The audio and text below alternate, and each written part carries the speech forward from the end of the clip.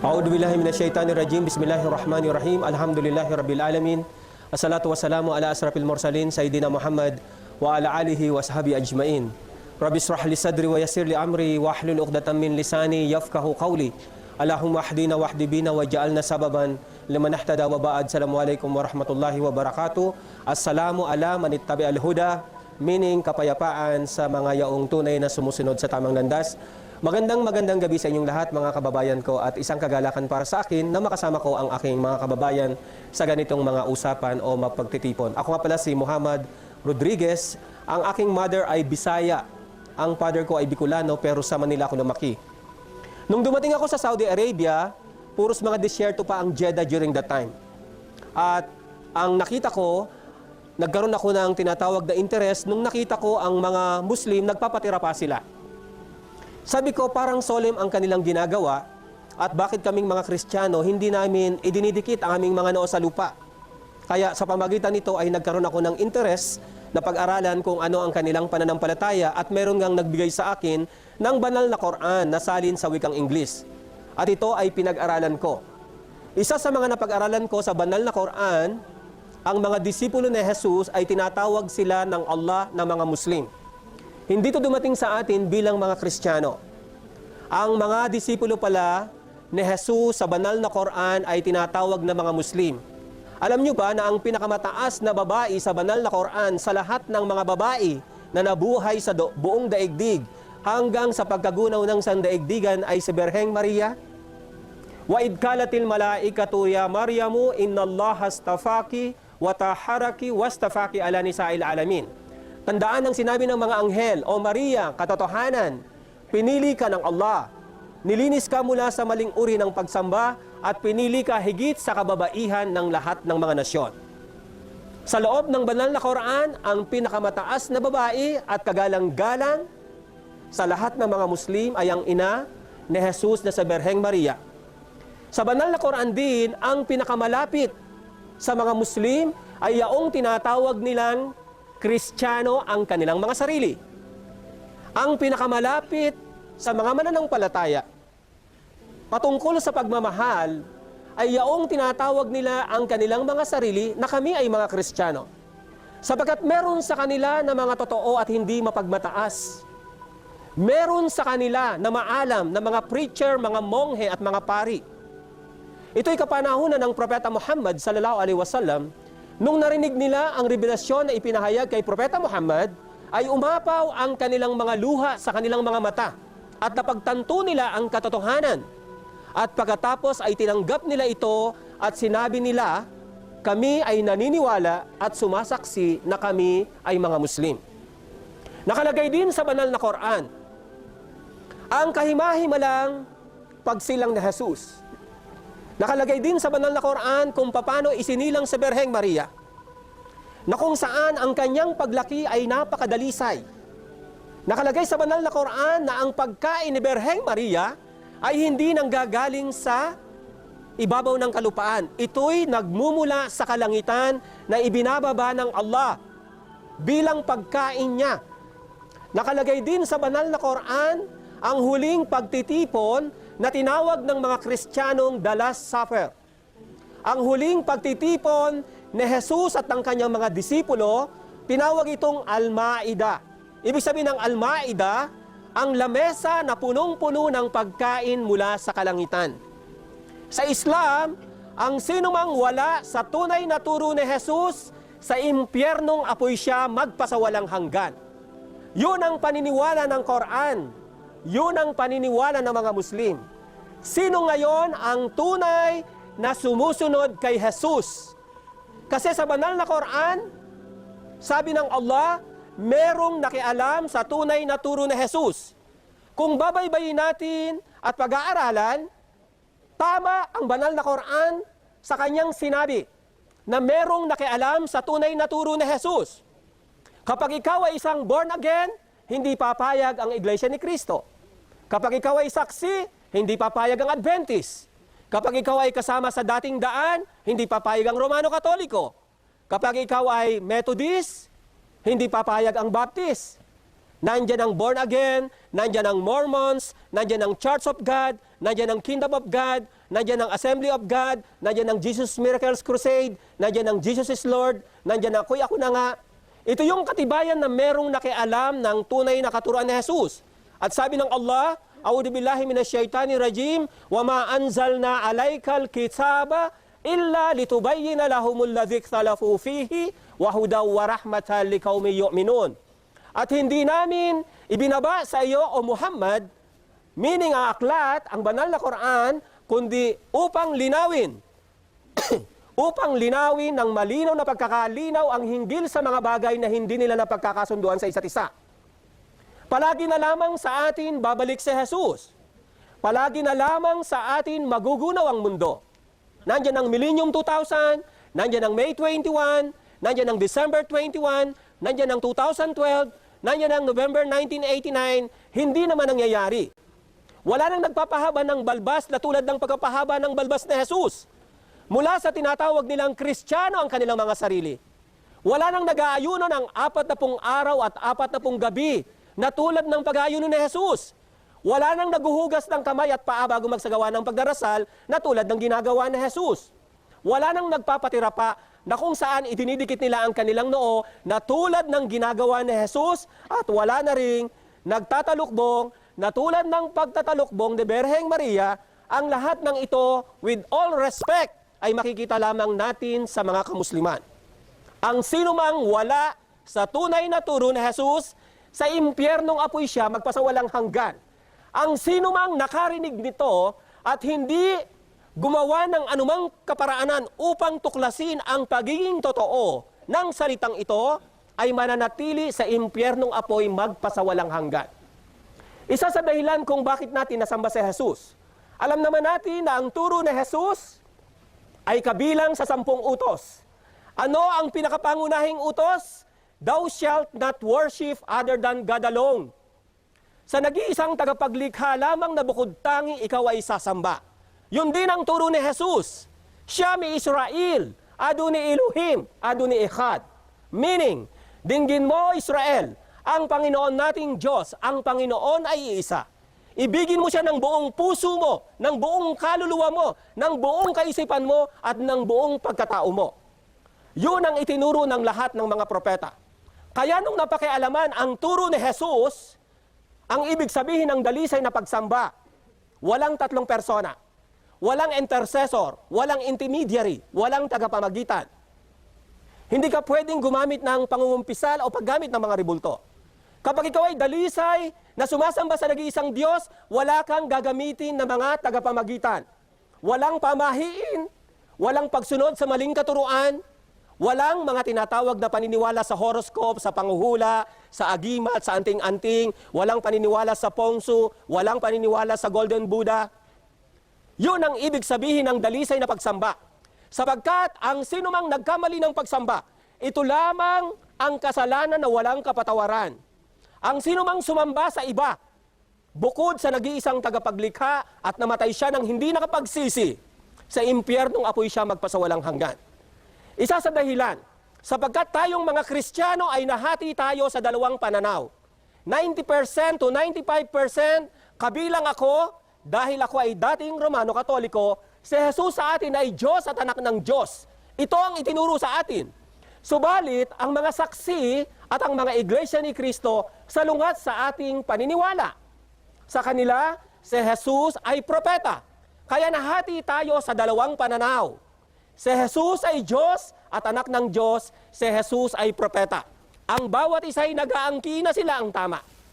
Yun ang nakalagay sa Quran. Ang bawat isa ay nasisiyahan na sila ang tama at ang iba ang mali. Isa sa dahilan kung bakit natin nasamba si Jesus, dahil sa kaimahe mo lang paglikha sa Kanya. Yun ang nakalagay sa banal na Quran. Inihinga ang espesyal na espiritu sa bukas na dibdib na kasuotan ni Berheng Maria at umabot ang espiritong ito sa kanyang sinapupunan at siya'y nagdalang tao. Lumabas na isang batang sanggol, naging isang bata, naging isang binata, naging isang binatilyo, naging isang mama. Paano kung sa kasaysayan ng sangkatauhan ay meron pang mas higit na nilikha kaysa kay Jesus? Si Adam, ang ating ninuno, ang kauna-unahang tao. Si Adan ay nilikha ng isang mama kaagad. inihinga pa ng Diyos mismo ang Espiritu kay Adam, kaya ito nagkaroon ng buhay. Walang ama at walang ina na pinagmulan. At mula kay Adam ay hinugot ang tadyang at nilamnan. Si Eva ay galing sa lalaki, samantalang si Jesus ay galing sa babae, at si Adan ay walang babae at walang lalaking pinagmulan. Sa tingin nyo kaya, sa paningin ng Diyos na pinakamakapangyarihan, meron bang mahirap likain sa mga nabanggit? O lahat ito ay napakadali lamang sa paningin ng Allah? Ito'y nilikha ng Allah hindi para sambahin, upang magkaroon tayo ng matibay na pananalig ng Allah ang siyang may kakayahan na gawin ang anuman na kanyang nais. Ang kaligtasan, isuko natin ang ating sarili sa nag-iisang tagapaglikha. Submit yourself. Ito ay nangangahulugan ng salitang Muslim sa wikang Arabic. Alam naman natin ang kasaysayan ng mga propeta. Nung pinalaya si Adan at si Eva sa paraiso, dito sila ibinaba sa gitnang silangan. Dito rin nangyari sa gitnang silangan ang tinatawag na dilubyo. Nung kapanahonan ni Propeta Noah, dito rin sa gitnang silangan nangyari ang kapanahonan ni Propeta Ibrahim na tinaguran siyang ama ng propeta. Dito rin nangyari ang kasaysayan ni Moses na kung saan nabiyak ang karagatan.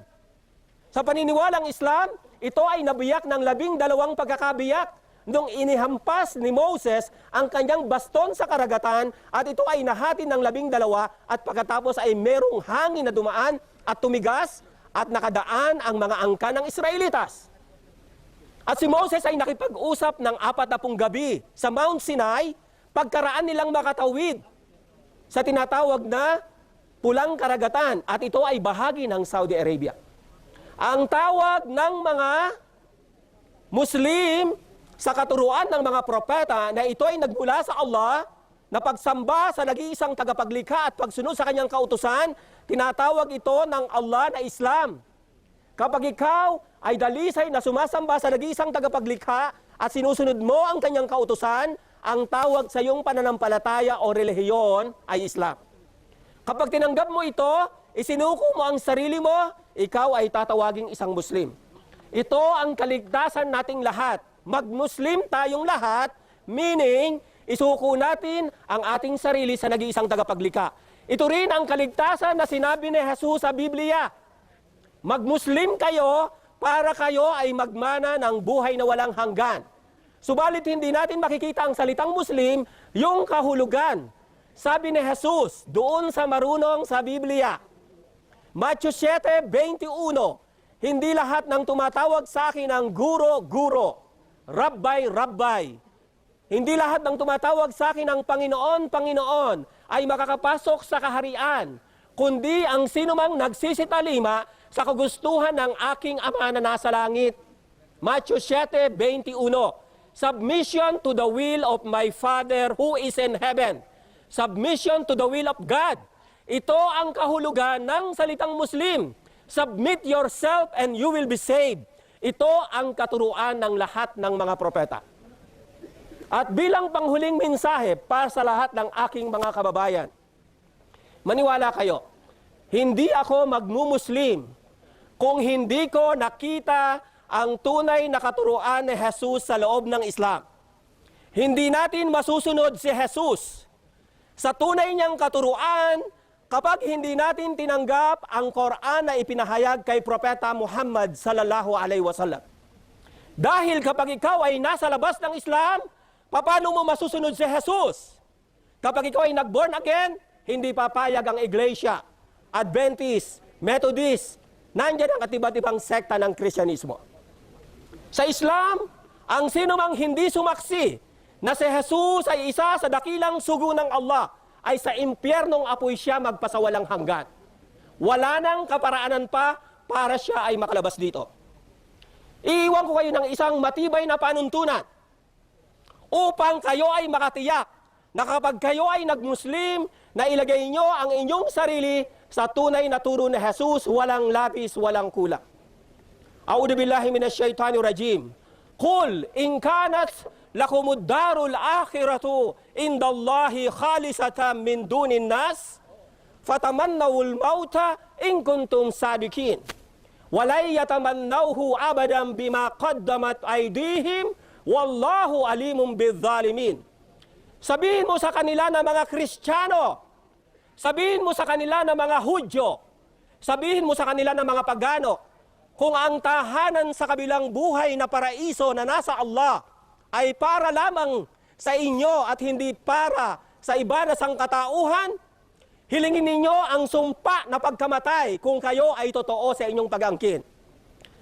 Sinabi ng Allah sa banal na Quran, mumurahin ng isang Kristiyano ang kanyang preacher, ang kanyang leader, ang kanyang pare kapag nasa impyernong apoy na siya.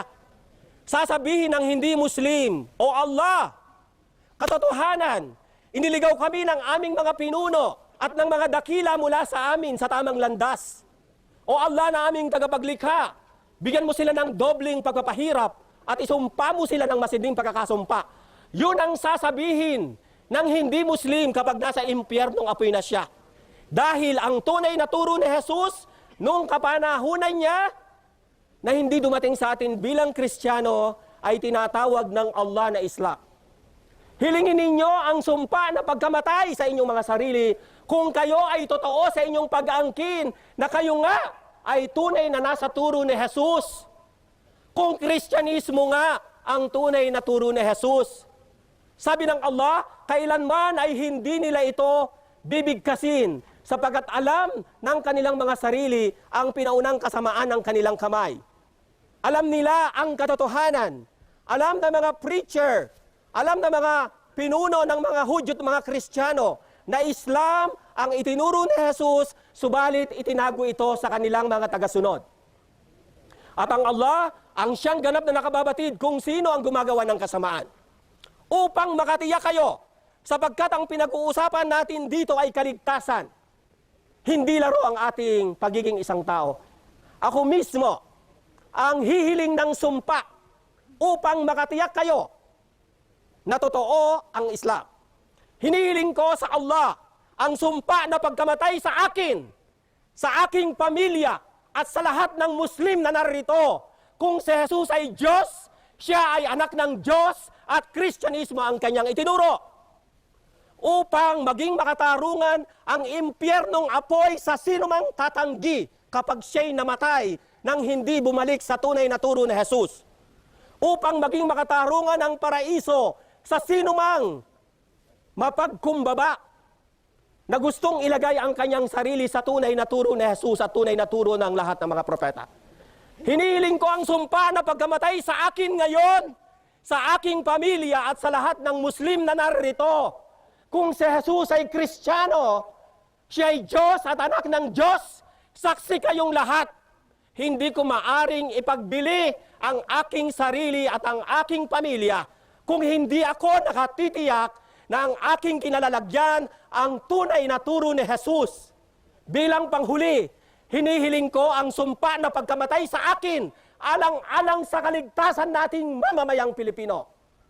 Sa aking pamilya at sa lahat ng Muslim na narito. Kung si Jesus ay Diyos, siya ay anak ng Diyos at Kristyanismo ang kanyang itinuro. Sapat na ang katibayang ito. Nagmamalasakit lamang ang mga Arabo sa atin. Kaya nila ginagawa ang mga ganitong sitwasyon. Wala silang kailangan sa atin, kundi pagmamalasakit dahil gusto nila na magmana rin tayo ng buhay na walang hanggan. Maraming salamat sa inyo. Naway pagbuknurin ng Allah ang ating mga puso't kaisipan sa katotohanan. Iligtas niya tayo, ang ating mga mahal sa buhay. Magmana tayo ng paraiso at buhay na walang hanggan at ang lahat ng magmumula sa ating saling lahi. Amin. O Allah, tanggapin mo po ang aking panalangin.